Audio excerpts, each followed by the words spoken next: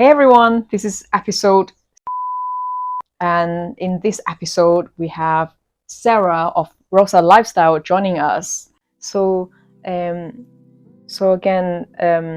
just out of curiosity, so one thing you mentioned, the most difficult things while caring for your nonna was you always had to be there, or your mom always had to be there.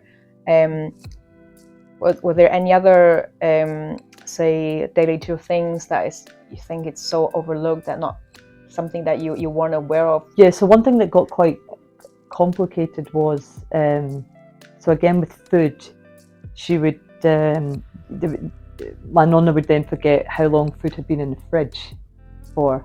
So then it was, is this food, so if she hadn't eaten everything and either it was leftovers or she hadn't cooked all the meat and breadcrumbs, how long had it then sat in the fridge?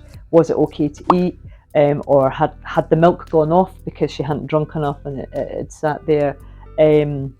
So that got quite tricky to manage, actually. The whole well, first of all, it was getting too difficult for her to cook her own food in the oven, and there was risks of burns and appliances being left on. So you can change that to using like an induction hob so that it's cool to the touch if it's accidentally left on. Not using the oven, trying to move to microwaves. But also you always have to remember the person. So my nonna was a great cook and always did cook. So for her, putting food in the microwave was not an easy I think every Italian step. grandma is great cook. It was, that was quite a difficult sort of change. So initially there was issues with her trying to cook her own food, and then how long it had been left in the fridge for, and then trying to get her to at least have either meals we'd made or microwave meals that we'd bought in to try and use the microwave. And then it comes back down to the remembering.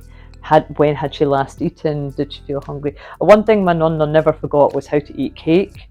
I mean, my God, right till the end, always eating sweet stuff, such a sweet tooth. Gosh. Even when it was down to sort of having some jam, just had such a sweet tooth. I don't have a sweet tooth hardly at all. I prefer savoury foods, but my nonna could eat cake from Britain, I tell you.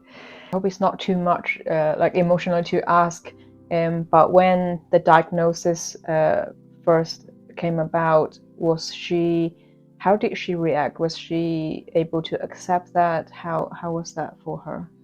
To be honest, I'm not sure I can give an answer, actually, because it was my mum that sort of received the news with her, taking her to the doctors.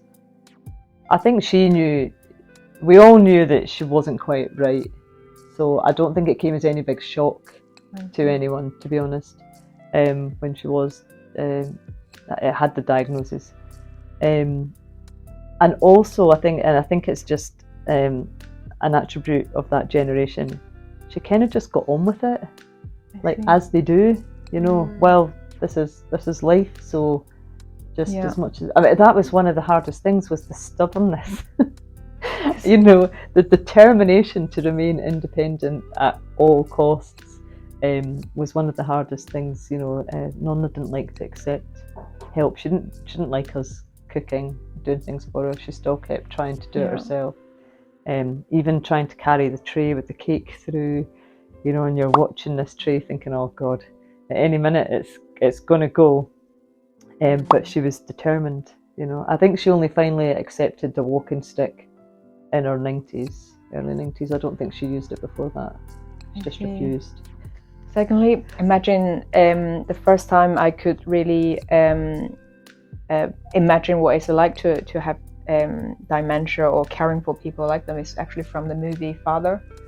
Right, okay. And I think it's such a great movie. It brought so much awareness to the subject, and I can only imagine with someone who's got really strong, stubborn personality, is like one scenario I can imagine is they can't really remember, or they believe they just had lunch, whereas that was maybe 2 days ago, and like how do you even manage that? And you try to feed them something and then they insist, I just had it like 10 minutes ago and that was like yesterday. So this kind of scenario, it's really difficult. I follow quite a few people on Instagram who are, you know, they've got quite a lot of expertise in dealing with people with dementia. You know, I mean, I honestly think carers are so undervalued and underrated with the work that they carry out. You know, because it's exhausting mentally at times. But yeah, we had days where Nonna didn't sort of want to eat much apart from a bit of cake, but you kind of had to go with it, distract her, try something else, try it again later, have somebody else try. And yeah, again, this is the thing with it being like a moving beast, you know, not only is all, you know, your financial setup or costs for equipment different, the person changes every day as well, you know, and so what tactic might work one day won't work the next day, and it's just quite, I think it's just quite challenging and quite tiring. Yeah. Just shout out to all the carers out there. It's like people in different walks of life, different jobs, and we'll just rant about what a day. Anyone that's kind of undertaking any kind of caring role, you know, in any capacity, and a lot of them's family members, you know, and I just think they do such an amazing job because it can be quite challenging. Yeah, and while trying to like hold on to the rest of like other areas in life, try to keep them intact. Thank you for joining us, Sarah.